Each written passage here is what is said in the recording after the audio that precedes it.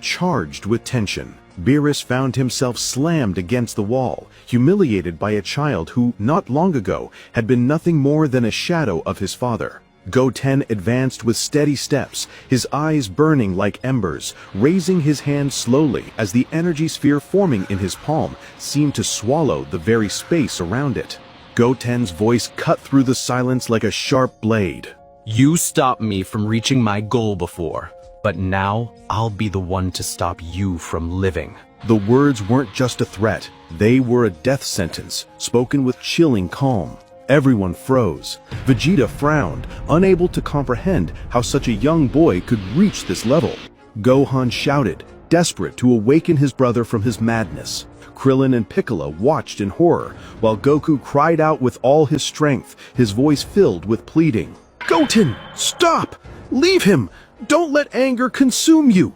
But Goten did not turn, his features drowning in a rage none of them had ever witnessed before. In the palace, the Grand Priest watched with a grim face, his fists clenched in tension. He whispered to himself, "If I let this continue, Beerus won't survive, and perhaps the universe itself will collapse. But if I interfere, Zeno will oppose me." The priest was powerless to act, for Zeno sat beside his throne, clapping with childlike joy, enjoying the spectacle as though it were a show without end. Back on the battlefield, Goten unleashed his inner fury, the energy sphere glowing in his hand. Suddenly, he screamed and released his power. The air exploded, a shockwave shook the ground, hurling everyone backward, forcing some to raise their arms to shield their faces. Whis, always so calm and composed, was eye-wide in shock as he muttered to himself, "That's a killing force. There's no way Beerus can survive this." The companions were overwhelmed by shock, each convinced it was the end of Beerus. As the dust began to clear, the scene slowly revealed itself. Beerus lay sprawled on the ground, his body drenched in blood and scratches, his features trembling from the impact. But he wasn't dead. He forced himself up with difficulty, sneering through ragged breaths. "You couldn't kill me, you weak child!" The words came out cold, but it was a desperate attempt to mask the terror within him.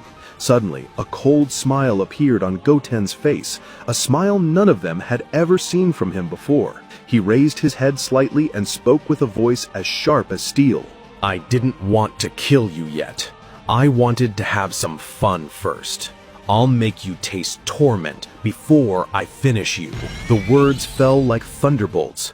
Beerus froze for a moment, shock clear in his eyes, while the others were choked with disbelief. Krillin clenched his fists, thinking, "This isn't the Goten we know. He's completely changed." With a sorrowful face, Goku raised his voice. "Goten, stop! This isn't you! Don't let your anger turn you into something you can't control. The ending won't be in your favor." But the reply wasn't what anyone expected. Goten turned his head slightly toward his father, staring at him coldly before replying with a rudeness Goku had never heard from his son. You don't understand anything, father.